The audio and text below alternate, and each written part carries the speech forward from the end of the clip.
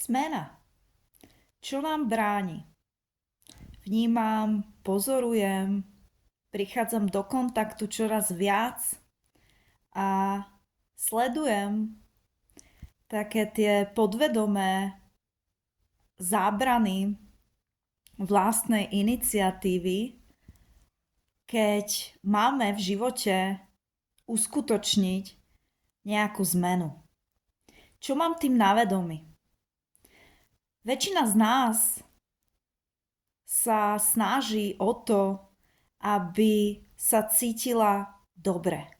To znamená, že vnímam, že a samozrejme je to úplne prirodzené, že každý z nás má v sebe takú tú túžbu žiť šťastný, naplnený, vyrovnaný život, tak ako to potrebuje, tak ako si to predstavuje, tak aby ho to naplňalo.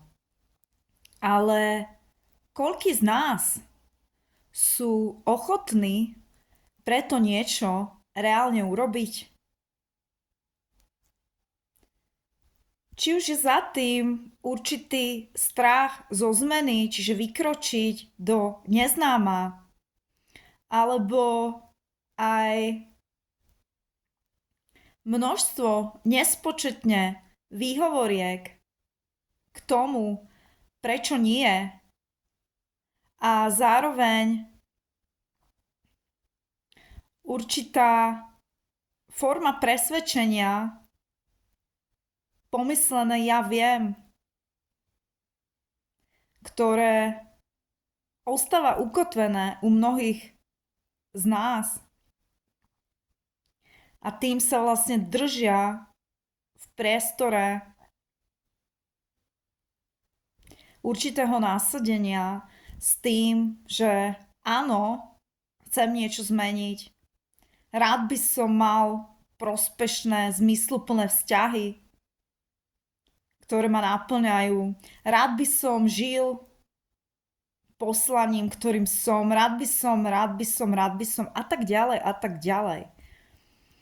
Je pomerne o dosť ľahšie nájsť si určitú výhovorku alebo sa posťažovať blízkym alebo niekoho obviniť a preniesť tú vnútornú nevysporiadanú kompenzáciu niekam tam von do vonkajšieho sveta. Ale čo je dôležité a jediné prínosné preto, aby sme mohli žiť tak, ako skutočne chceme, tak, ako o tom rozprávame, tak, ako si to prajeme, je zmena, ktorú je potrebné realizovať. A nie, nemusíme urobiť kvantový skok a za týždeň zmeniť všetko od základu.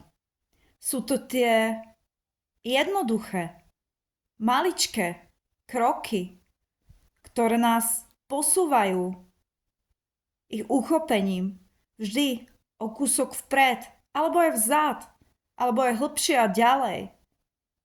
K tomu, aby sme sa cítili lepšie a dosiahli skutočne výsledky, aké si predstavujeme. Len tak môžeme niečo zmeniť. Pretože väčšina z nás žije v ilúzii toho, že im niekto pomôže, že 2 meditáciami, 1 sedením a tým, že možno niečo na druhý deň urobia nejak inak, sa celý svet zmení a všetko bude fungovať tak, ako si predstavujú. Nie.